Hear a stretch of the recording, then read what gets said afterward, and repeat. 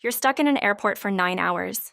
You've found the premium lounge, you've spotted the sleep pod, and then someone completely ruins the experience for you in a way that no airline, no travel blog, and no airport staff member ever warned you about.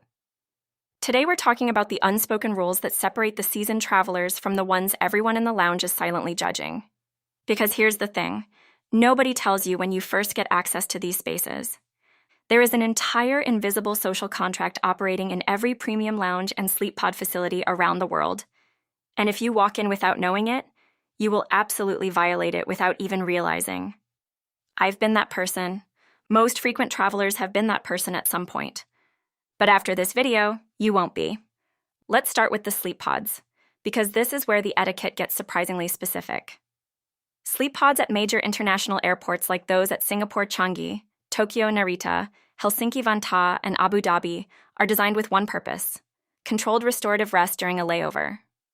They are not nap lounges. They are not office spaces. They are not places to take a very loud phone call while lying down. And yet, people use them for all of these things constantly. The first unspoken rule of sleep pods is time awareness.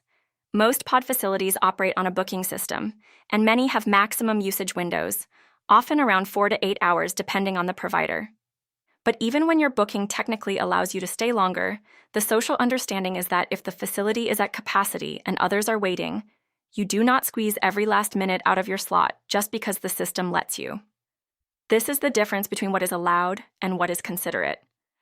The moment you start treating a sleep pod like your personal hotel room for a 10-hour layover, when others are clearly waiting outside, you've crossed a line that the rules technically didn't draw, but every decent traveler understands instinctively.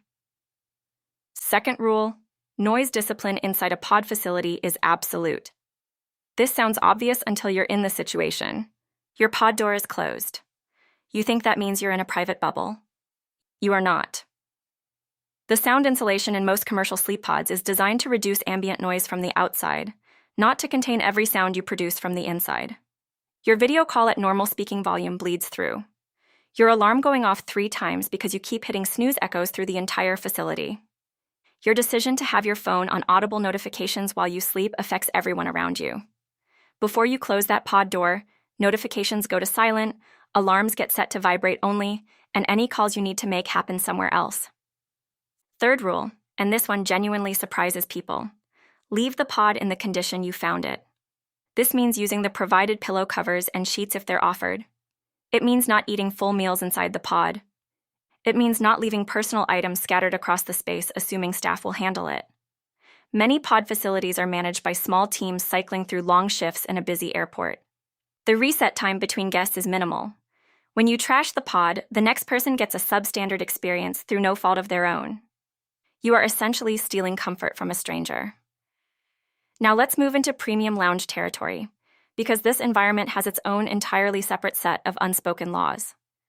Whether you're accessing a lounge through a business class ticket, a credit card benefit, or a paid day pass, the social expectations are consistent across the board.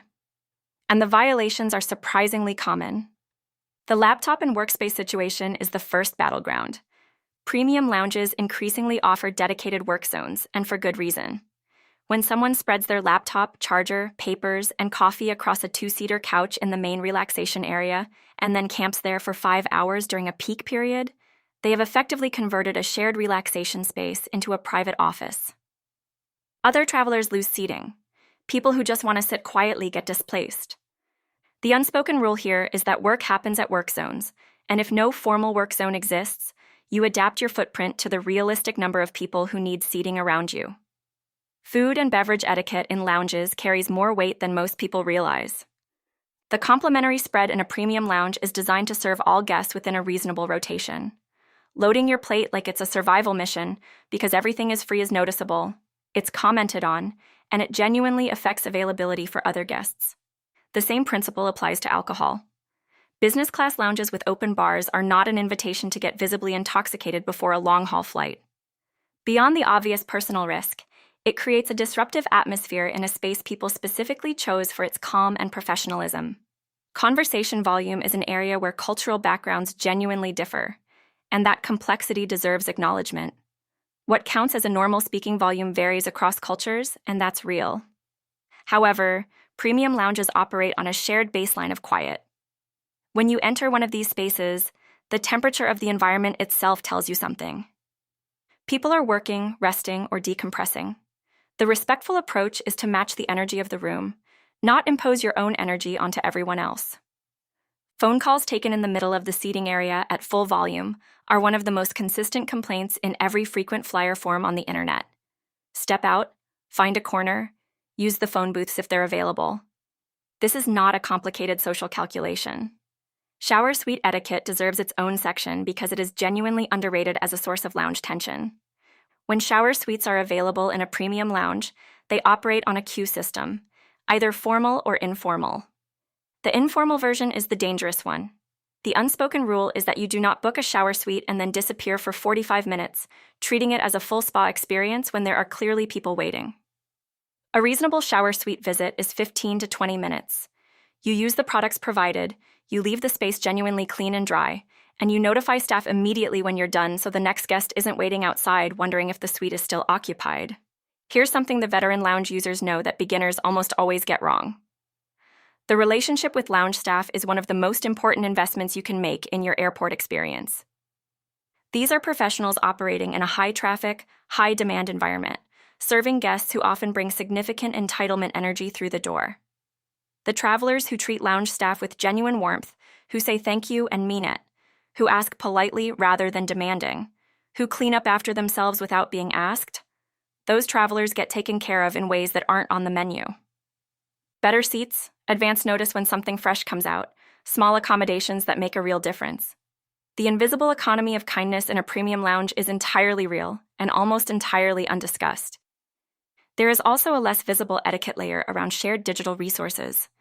Many lounges offer complimentary Wi-Fi, and while no one is counting your bandwidth in a practical sense, the unspoken rule is that you don't turn a shared lounge Wi-Fi network into your personal streaming platform at full resolution for hours while other guests struggle with slow connections. Download your content before you arrive. Use your mobile data for the bandwidth-heavy activities if the lounge is crowded. It's a small consideration that costs you almost nothing. Let's talk about the psychology of why these rules exist, but nobody says them out loud. Premium travel spaces are built around an implicit promise. This environment will be better than the chaos of the main terminal. Every person who enters that space is either upholding or eroding that promise. The rules aren't enforced because enforcement destroys the atmosphere. The entire experience depends on voluntary collective behavior from people who may never see each other again. And that is genuinely a fascinating social experiment playing out thousands of times a day in airports around the world. The travelers who understand this become the ones who actually enjoy these spaces most. Because when you walk in already knowing how to move through the environment, when you're not anxious about whether you're doing something wrong, when you're not generating quiet resentment from the people around you, the experience delivers exactly what it promises. Rest, calm, a buffer between the hard parts of travel. If you've made it this far, here's the honest takeaway. The etiquette of premium lounges and sleep pods is not about exclusivity or class signaling. It is about the basic adult understanding that shared spaces require shared responsibility. The more luxurious the space, the more that responsibility actually matters, because the margin for disruption is thinner and the expectations are higher. If this video helped you think differently about how you move through airports, share it with someone planning a trip. And if you've got your own lounge or sleep pod story, the comments are absolutely the place for that. Subscribe if you want more content about traveling smarter, not just traveling more expensively.